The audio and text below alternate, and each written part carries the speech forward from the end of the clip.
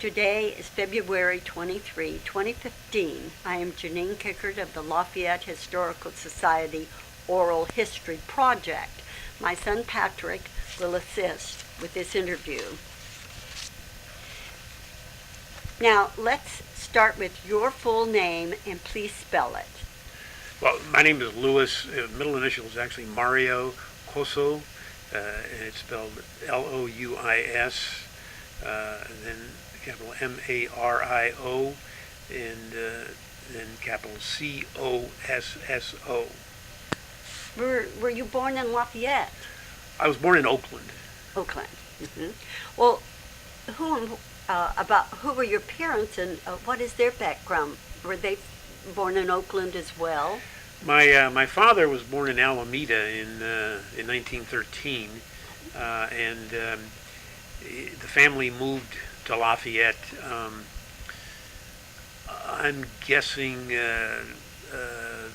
5 or 6 years after he was born, and that's the connection with Lafayette. I'm estimating in the late teens is when they moved out here. My mother was born actually in Gilroy, and the family moved to Oakland. I don't know, probably while she was a child at some point. And she grew up in Oakland and went to Tech High in Oakland. And my father went to Lafayette School and graduated from the 8th grade, and that's as far as he went. There were no high schools. He did not go to high school. The first person, well, I know that my Aunt Rena went to high school. My father's sister, she told me she used to somehow get down to downtown Lafayette and then take the railroad to Mount Diablo High School in Concord. Seems like quite a trip. Quite a trek for back and forth to go to school from Happy Valley, near Happy Valley School, all the way to Mount Diablo, and with a large part of that trip on a railroad. Yes. The Sacramento Northern that went along. She mentioned she passed away about a year ago, and she was telling me it didn't sound like the Sacramento Northern, but could have been. Mm-hmm. So, your grandparents then, are they immigrants? Yes. Yeah, all 4 of my grandparents were born in Italy. Mm-hmm. On my mother's side, they come from near Torino, Piedmont. Mm-hmm. And then on my father's side, they come from a little bit north of Genoa. And the 4 of them came here in the 19-teens. Mm-hmm. One settled in Alameda and the other in Gilroy. What did your father do? My father owned a French bread, they called it French bread, I guess they call it sourdough now, bakery. In Oakland. It was called Liberty Bakery.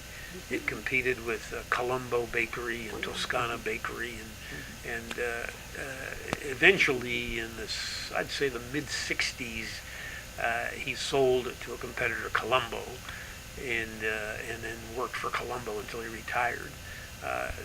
During the time that he worked for Liberty Bakery, I think there were 5 partners in that business, and they were not, this was not a fancy situation. My dad basically delivered bread to restaurants and stores. Of course, in those days, there weren't a lot of supermarkets. They were corner grocery stores. They had to have the bakeries, didn't they? The thing that I remember the most that got drilled into my head as a youngster about my dad working was he used to have to get up at 4:30 in the morning. And on the weekends, I guess he would, out of habit, also get up early and roust us up early. We were never happy about that. Bakers have to essentially work through the night because in order to make the morning deliveries. Yeah, as I said, he was a deliverer, and so he didn't. The actual bakers were probably there at 1, 2 in the morning. Nighttime job. Yes. Do you have any siblings? I got a brother who's 4 years younger, Jim. Jim Cosso. He's 4 years younger. Mm-hmm. Okay, tell us about Lafayette when you were growing up. For instance, the school. Well, that you went to, yeah, and well, the- I lived in Oakland until I was 9, and then in 1951, August 12th, 1951, we packed the car. I'll never forget that day. We drove to Lafayette and moved into our house there on Glen Road near the BART station. But I remember a lot about Lafayette because we used to visit my grandmother. We called her Noni in Lafayette, so we would come out often. And I recall, and this is the area at the time. They owned 55 acres there, which included the hill, which had a vineyard and a pear orchard. They had all the area where Happy Valley School is now. And one of the things I remember very fondly was they had from the Rocca's house, which is on the far side, all the way to the end where we still have some property. There were cherry trees along the road. And that was usually the first fruit that came in. Like they would come in May, and as a 5-year-old, 7, 8-year-old, I'd climb those cherry trees and pick those cherries and delicious, fresh cherries. Very, very fond memory of that. Very fun.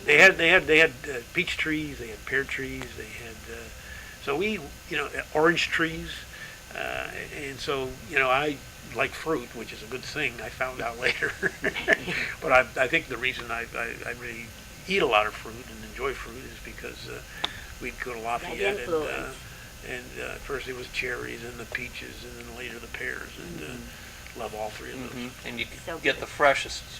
Well, available, we'd eat them yes. off the tree, Yes. and in the winter, and it would be oranges. Yeah. In fact, I recall, I don't know, stop me if I'm going on a little too much, but I recall when we moved to Lafayette, we had some friends. I had some friends right in the neighborhood, and one afternoon, Ricky Dietz, Peter Aguirre, and I drove our bikes up to, the grandparents' place, and the oranges were in prime time, and so we started eating these oranges. And we ate orange after orange after orange, and all of us got sick. We ate so many oranges. There's a beautiful orange tree on Happy Valley near the barn, the Cosso barn. It's huge. And there's, so many oranges. I can imagine how it must have been in those days. Yeah, no, and it's sort of interesting because in my retirement I've sort of picked up, I guess, the family tradition and growed vegetables out there and fruit, and there are certain things that you can grow that taste so much better than if you buy them in the supermarket. Others is not a whole lot They're different. sun ripened. Yeah, but the oranges are night and day. I mean, you can go to buy a premium orange in a supermarket, and it won't match the fresh oranges that you can pick out there. And of course, tomatoes. That's Tomatoes is another one. Zucchini squash, I think, to me, are the most different. I love those too. I was going to ask you about any businesses that you remember here. For instance, any restaurants when you were young, or even as an adult, or Yeah, well, of course there was El Charro. I mean, this has been here that's right. forever. When we came out here in 1951, it was here. There used to be a place called Danny Van Allen's, which was a nightclub, probably about where it was. If you think about the Wells Fargo branch at the corner of Happy Valley Road and Montalvo, and you go east a couple blocks, there was a big. It was a Las Vegas and Reno style building with, and they would have featured people. I remember Earl Father Hines was on the key thing one time. Very sophisticated then for a small town. Yeah, and Danny Van Allen was actually a classmate of mine, the son, Danny Van Allen Jr. The father, I guess, was some kind of a showbiz promoter. Then there was El Nido Rancho, which is about where Orchard Nursery is now. And I know there was social events there as well. Or Vallecito School. the Buddy Stanley. speaking It's actually now the parking lot of Bentley School, that area where El what Nido. became the Lafayette Inn. Okay. I went to Vallecito You did. in the fourth grade. We moved out here when I was 9, so I started the fourth grade in Vallecito. Vallecito. All my 5 children went to Vallecito. Way to go. Did you ever go to the movies here? The Park Theater, yes. Yeah, Yes, that was it's been here part forever. of your. Yeah. Let's see. How did you celebrate the holidays? Did your family have tradition where all of the relatives would get together at one point of time, for instance, at Christmas or Easter? Yeah, we would always open presents on on Christmas Eve, and when we lived in Oakland, we would do it there. When we moved out to Lafayette, we would open presents on Christmas Eve, and then on the Christmas Day, the whole Cosso family would congregate at the house, my grandparents, which is where my uncle Johnny lives now with his family, that same house, and the whole family would have Christmas. It'd be about around lunchtime, maybe early afternoon. Long table in the dining room. Must have been 25, 30 people.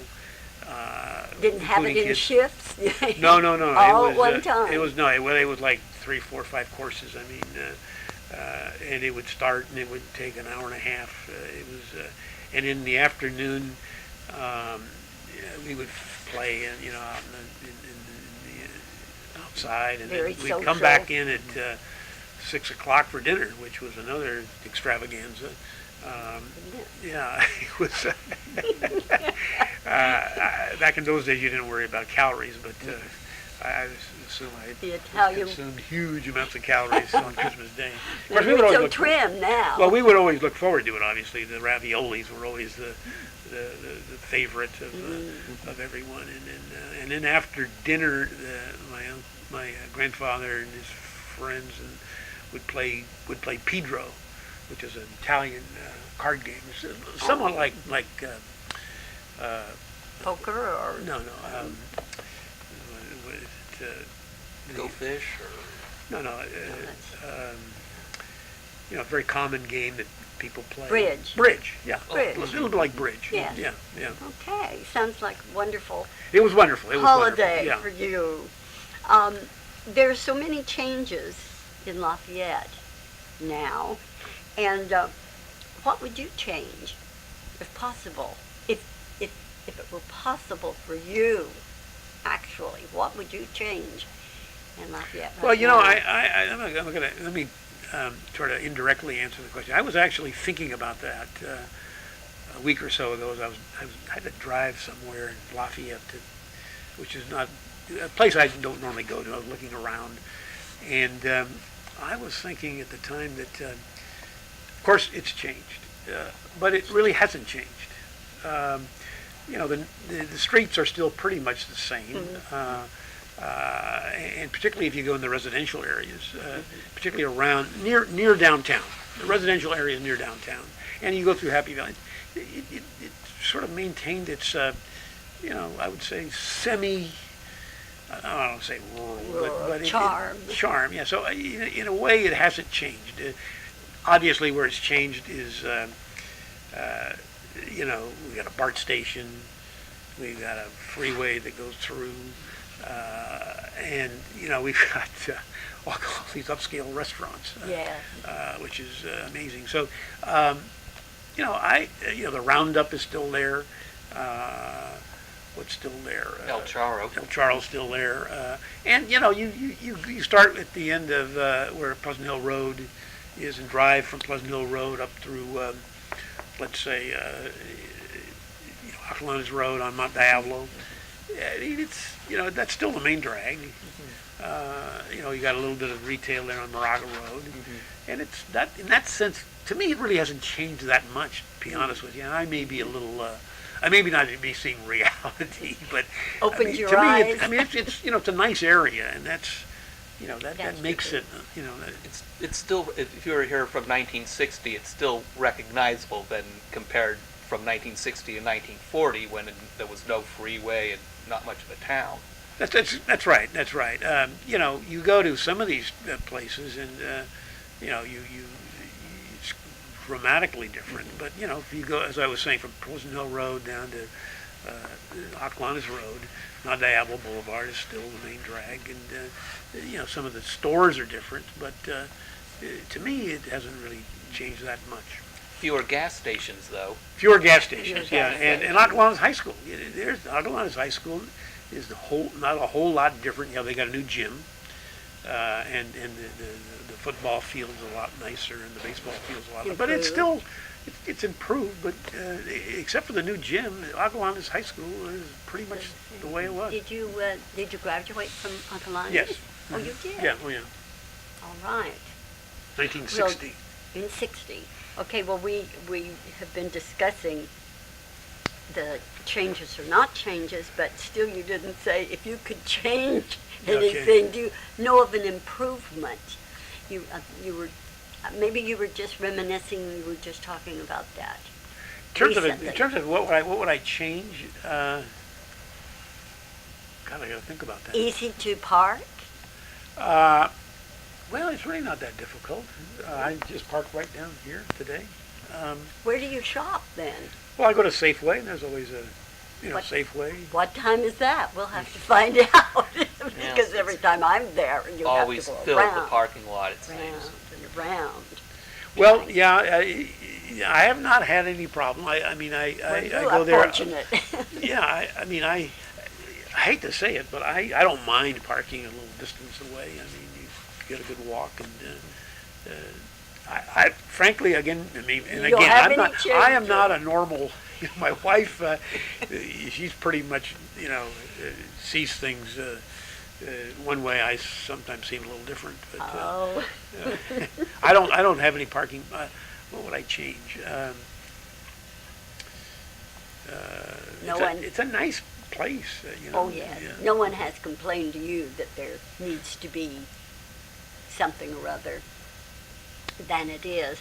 Well, anyway, I think you've just told us what the best is that remains because you were just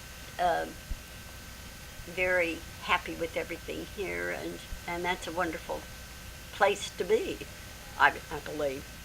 So, can you think of some things that you want to ask him, Patrick? Well, tell us some of your experiences going to school, in grade school and high school, some of your interests and activities that you might like to share. Hobbies or things? Well, like a lot of people, I was really into sports, and I remember when at Vallecito, there were really three schools. There was Vallecito, there was Lafayette, and there was Montecito, and we'd play against them. And then when I went to Stanley, and Stanley was, I think I went to Stanley in 55, 54, 55, 56 for the 7th grade and 8th grade. Then we played against Park Mead, which is over in Walnut Creek near Rossmore, and I guess Walnut Creek and Pleasant Hill, and I played football and baseball, and I took off the basketball season, but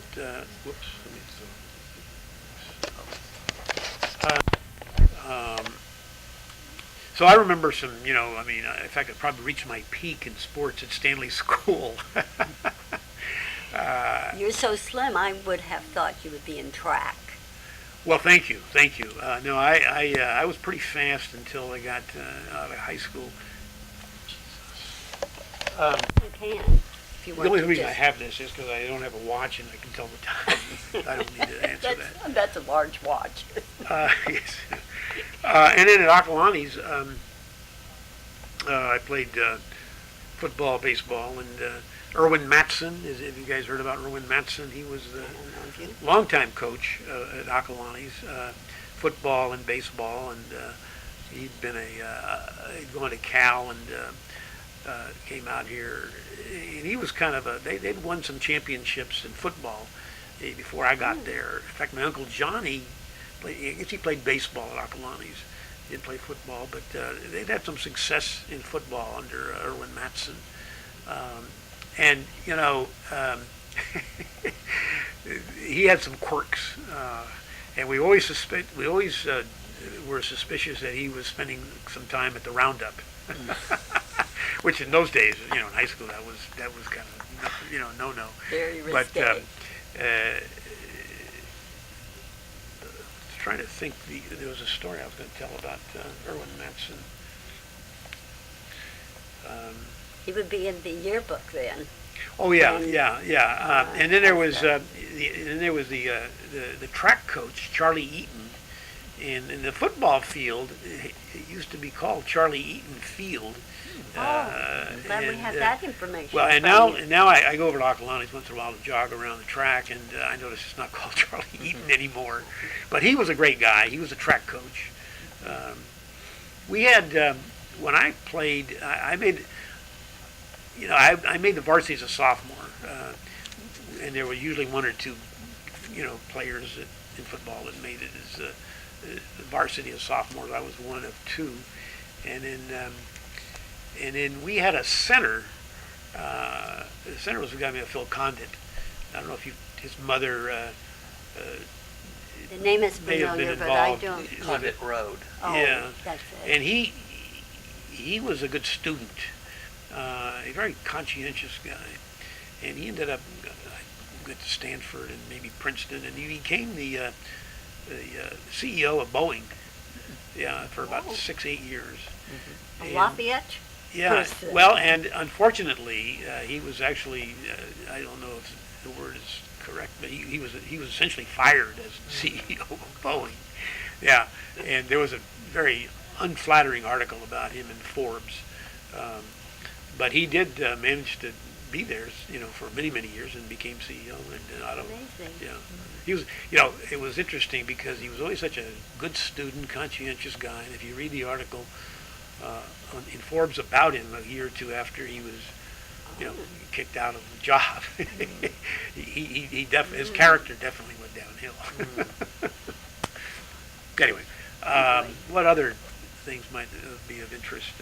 Well, your wife, where is she from? Did you meet her in Lafayette? No, she's her father worked for General Electric, so she moved around, and she was born in Schenectady, New York, and then they moved to Cincinnati, and then when she was in 8th grade, they moved to Louisville, Kentucky, where she went to high school, and then she went to Stevens College for 2 years, and then the University of Colorado in Boulder.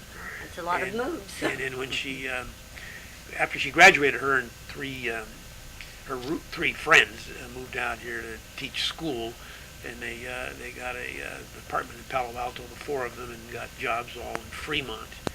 And my roommate at the time, a guy that I went to Cal with and played baseball at Cal with, was a teacher, and when it was in late August, early September, he went to a preschool, before the school year started, and said, well, the teachers are having a party tonight, to begin the school. Do you want to come with us? I said, well, I haven't had a date in 6 months, so maybe I should go. A lot of women teachers there, and that's where I met Suzanne. We were married probably in about 2 years later. You're still happily married, thank goodness. Tell us about your career after With school and so Wells. forth. Yeah. I started at Wells Fargo. I went to Cal Berkeley, and then I went in the Army for 2 years, and I was fortunate to be in Germany, living with a German family, and then I came back and got a master's degree in economics at San Jose State, got a job at Wells Fargo.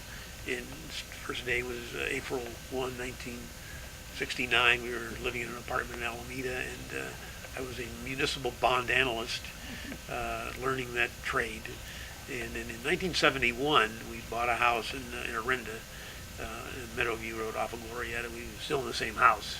In fact, I tell people I'm a pretty dull guy living in the same house since 1971, married to the same person since 1968, and working at Wells Fargo for 35 years.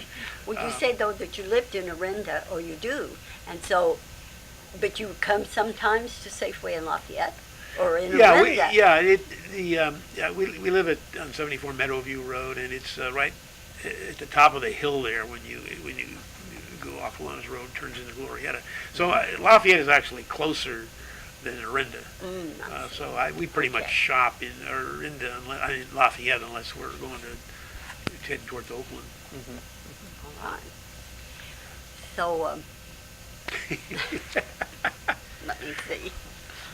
Oh, I was just saying, that area where you live, well, you know the fire trail that comes up from Lafayette Reservoir up to that area? Right. That's actually the old road that was the main road for a short time in the 1860s, when the main road, which is Highway 24, was blocked by flooding, and the road was ruined, yes.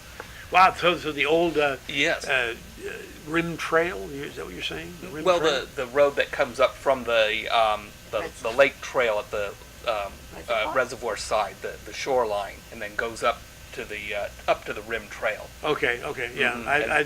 I used to jog a lot, and I used to jog around the reservoir, and I got very ambitious and used to even, not the whole rim trail, but a good part of the rim trail, so I'm very familiar with that. It's interesting, very interesting. Yes, yeah. When where Highway 24 is, that was originally the old telegraph road, and it was hastily constructed and not very well built, and so floods took it out in a few years, and that was blocked in the 1860s, and so they had to make a road through what's now the reservoir up to where Glorietta is, and then out to San Pablo. That was the route of the road. And that land where the reservoir is was Mr. Taylor. Mr. Taylor, there was pear orchards all in there, and of course they flooded that. Yeah, I remember we used to make fun of my dad. I'd take my friends when I was in high school, or even when we'd come back from college. If we ever drove around Lafayette with him, we would do an imitation of him, because he would say, "See that over there? That used to be a pear orchard." "See that over there? It used to be a pear orchard." Everything. If you drove around Lafayette with my dad, it was a pear orchard everywhere. How about Pear Dale? That was all pear We orchard. still have a few pear trees on our property. This is in Hidden Valley. If you look at aerial photos, even from the 1940s and 50s, before all the housing came in, there were orchards all over the place. They had replaced what had been ranches around at the turn of the century, ranches and wheat farming. And then you had the orchards. That was the big cash crop for Contra Costa County and up until the post-war period. Well, you know, there is a lot of history in Lafayette and around here, and they've made such a very good job of preserving it. And I don't know if you know or were interested very much in history in the past. Do you belong to the Historical Society? Well, no, I don't, but Wouldn't that be nice if you did? I will do it. You would get either the bulletin or email and tell you what is happening. But Patrick is really an expert on all the history of Lafayette, and so there is so much to learn around here. Yeah, I've got there's a book, that's been written. A couple of books have been written. Yes, they have. Lafayette. I have them, and I haven't read them cover to cover, but I've thumbed through them. Rather fun to look where the places where Patrick and I went and followed the creeks in back of Petars, and a friend of mine thought that the creek that goes right by Petars was Lafayette Creek. Well, it isn't. It's way over by Brook, and the one by Petars is what? Happy Valley Creek. Oh, really? Yes, and then they came together underneath where the shopping area is, where actually just east of Moraga Road, kind of in the back of the theater. well, yes, but I mean, that all of that shopping on the other side of Moraga has the creeks Underground. underground, and in back of the theater was Elam Brown's grist mill, and of course we have pictures of where Bank of America is now, where the blacksmith shop and the forge and all of that. I mean, there's just so many. Yeah, many I'm happy to interesting join. things. Yeah, I'm happy to join. I just recall maybe one thing that the small little item that I'd like to see improved, Yes. which is not going to happen because it's not economical, is reopening of the Park Theater for movies. You know, that would be Have to- cool. Yes, we really want that. Almost everyone that we know Yeah, want it to yeah. happen, but it isn't yet. Well, from an economic standpoint, nowadays you'd have to have these multi-screen things, or else it's not economic. On the other hand, it would probably have to be subsidized in some way to. It's still a historical building, isn't Yeah, it? yeah. Yes. Is that the one you usually went to when you would go to movies, or did Yeah, you? the Park Theater or the Orinda Theater, the El Rey in downtown Walnut Creek. Walnut Creek, sure. I'm just trying to think of some other things that might have been. Well, said we'd love to have you share some of your stories about growing up in Lafayette. Well, you know, when we moved out here when I was 9 years old in the fourth grade, and it was, you know, back in those days, by the way, it was a bold move, you know, for my parents to move out from Oakland To the country. to out here. And in fact, we lived with my grandparents, my mother's parents in Oakland, and I can recall, you know, going down to downtown Oakland to shop with my grandparents in the back of the 39 Pontiac, and my brother and I were, you know, in the back seat, and we're driving to downtown Oakland, and I'm listening to this conversation between my grandmother and my grandfather, and it's like, I can't believe they're moving out to Lafayette, the middle of nowhere. Going to the moon. Yeah, and nobody's out there. There's nothing out there. We won't have any friends. And I was getting scared. I was going, oh my God, it's going to be scary out there. You know, I'm like probably, you know, 8 years old. My brother's 4 years old. So when we eventually, and I remember we'd go out there all the time when the house was actually built, you know, and I remember the foundation going in, the 2x4s, the whole process. We'd go out there, you know, it seemed like every 3 or 4 days and see progress, and I'd pick up the nails, you know, and stuff. And finally the day came, August 12, 1951, we moved out there. And it was a heaven for me, because it was outdoors, it was warm. There were streams. There were friends. We would hike the mountains. We would go down the creeks, and we go through creeks and everything. It was like going from, you know, I'm going to exaggerate here. It was almost going from a prison in Oakland to this Shangri-La, where you could climb the mountains, walk down the, you know, go down to the creek and go through the water and walk down the water. It was wonderful. Oh, isn't that and I great? can recall my mother saying, "Boy, Louis really likes it out here." It'd be great. We're happy to hear that. What do you remember? Any stories about the Cosso barn? Yeah, I have to double take to think of it as anything special, because it was a dirty, sooty, scary, dark place. Is this your grandparents built that? No, it was, according to what I read in the library here, that I guess the Graf owned that property before my parents bought it. They called it the Graf Cosso barn. That's what I thought. Yeah, and but it was, you know, there was horses. I remember there were horses there, and I was always told, you know, don't stand behind the horses, you might get kicked. And then they had, well, the other thing that might be of interest is that,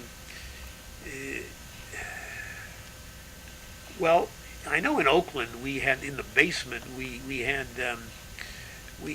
wine, and there would be these barrels, you know, in the basement. There'd be like, maybe 5 or 10 of these barrels, big barrels, and then there would be the little small one where they would make vinegar.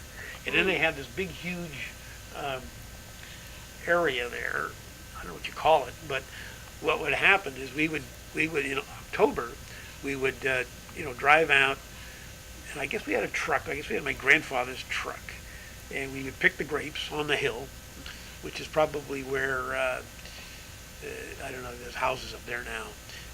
And then we would take it down to Oakland, and then we'd throw the grapes in that big area there. And then what we would always wait for would be we'd take our shoes off, take our socks off, and jump in there and stomp on the grapes.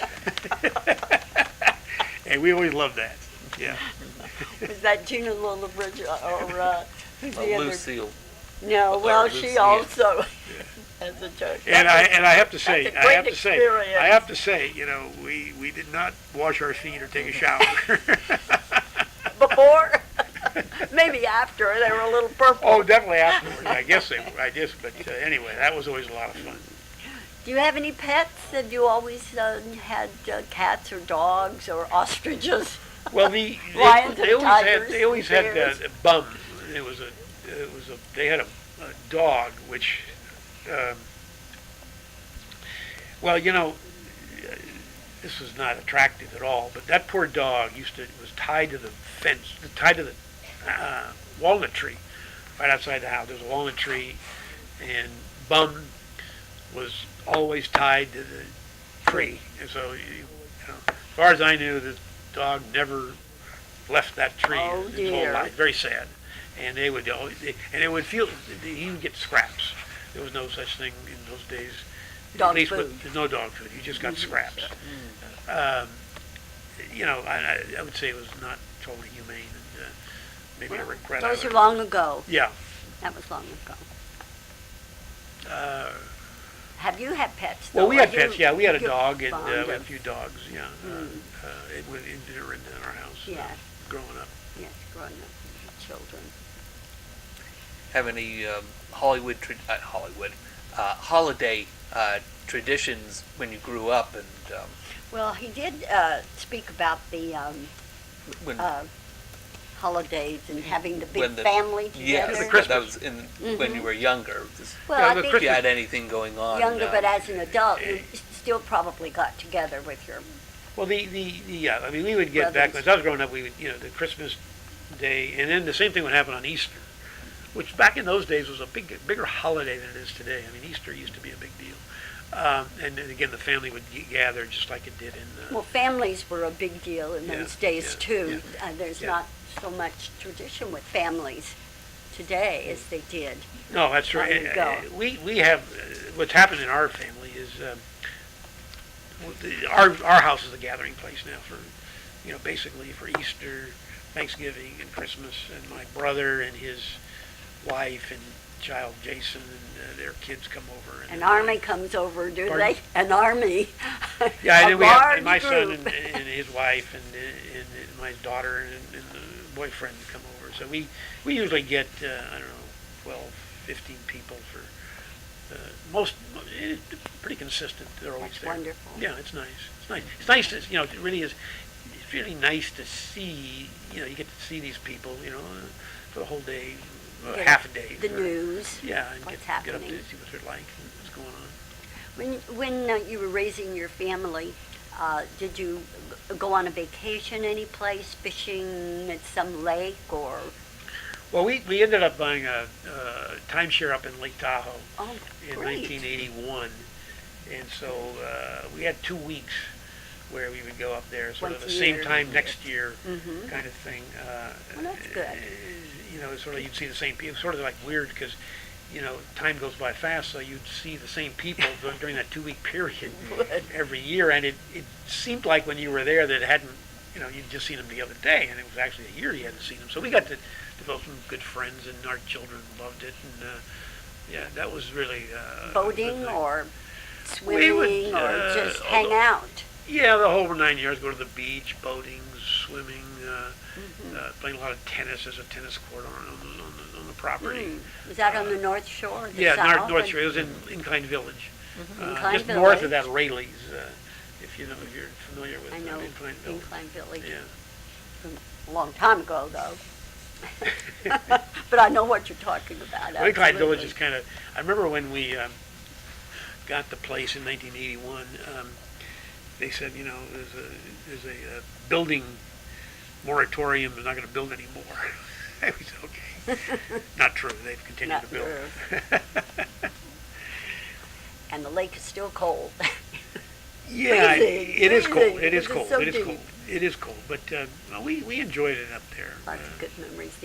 And Lafayette used to be the vacation place for people in Berkeley and Oakland. They would come out here and camp in tents and do fishing in the stream. Isn't That that makes sense, yeah. Yes, Yeah, that and makes have sense. a campfire and things of Yeah. that sort. I mean, Yeah. it was Well, their as I Tahoe. said, yeah, and as I said, my grandparents thought it was the middle of nowhere. I mean,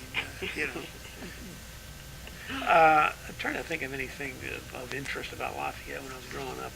Acalanes High School, um, Stanley School. Um,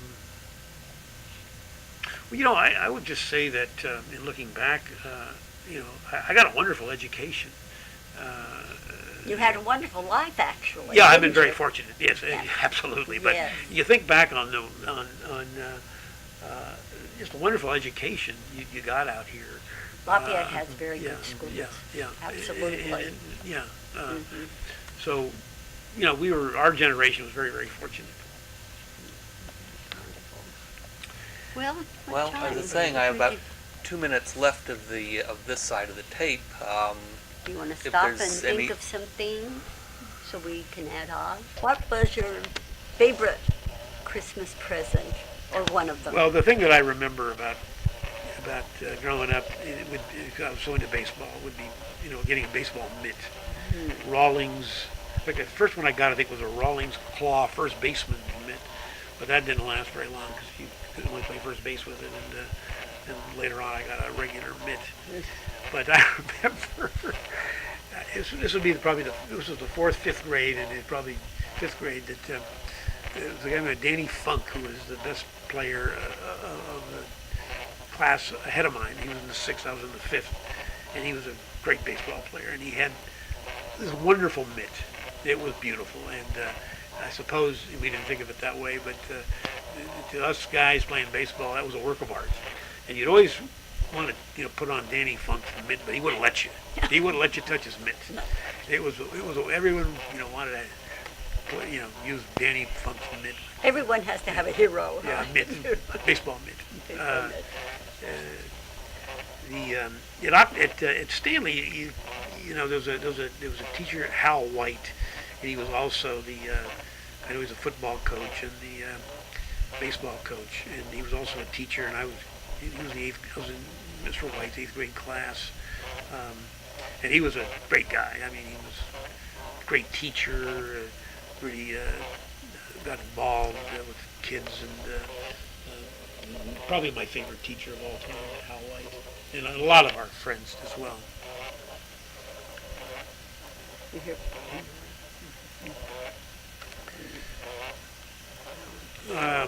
Baseball and football. The guys, one of the things I missed was the, starting in the 7th grade, 8th grade, I don't know, you can maybe erase this, I don't think this is quite X-rated, but the guys would meet girls at the Park Theater, and make out, right? And I was shy, so I never did that. Is that just for the story? It's true. I mean, I would hear.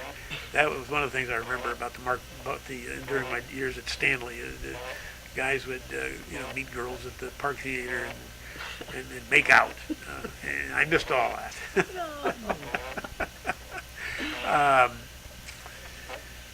What else might You be? wonder if Did they- you have when you were in high school, did you have any jobs around here? Well, I used to do gardening work. Yeah, and I used to.